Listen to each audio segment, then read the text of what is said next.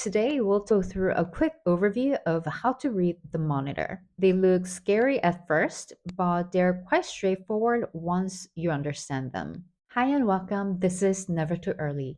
Let's get started. I'm using our actual monitor photo and the improved version of it from our NICU stay. Here's what the numbers mean. Let's look at that screen and the numbers on it together. HF, Herzfrequenz. This is the German version of HR, heart rate. A preemie's heart beats much faster than ours, usually 120 to 160 beats per minute. It will jump when they cry and dip when they are deep asleep.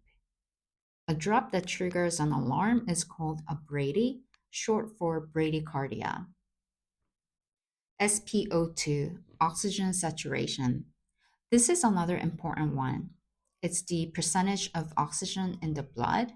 For preemies, the target is often 85 to 95%. For adults, we want 100%, but for a tiny baby, too much oxygen can actually damage their developing eyes.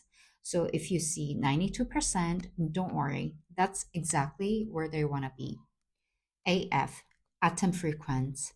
This is the German version of RR, breathing rate. A normal breathing rate for a newborn is 40 to 60 breaths per minute. When breathing pauses for more than 20 seconds, that's apnea. The alarm goes off and the nurse or the doctor comes in to stimulate the baby, often just by gently rubbing their back. The ventilator numbers. If your baby is on a ventilator, you'll also see additional numbers on the screen in small letters. FiO2 is a fraction of oxygen being delivered. PEP is the pressure keeping the lungs open between breath, and the waveforms labeled AWF, AWP, AWV show airway flow, pressure, and volume in real time. These are the numbers that medical team adjusts as the baby's lungs develop. The alarm colors. Most NICU monitors use an intuitive color-coded alarm system. Green means everything is within range. Yellow is for something to watch. Red is urgent. I vividly remember one scene from the earlier weeks of our 4-month NICU stay.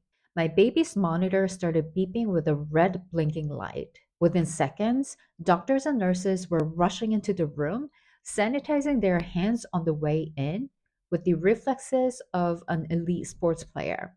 The red alarm went off quickly on its own, and everyone was able to take a breath of relief. This could happen time to time without a serious underlying condition. When it happens, the monitor alarm goes off and it terrifies you, especially in the beginning. But it becomes less so as you understand what's happening.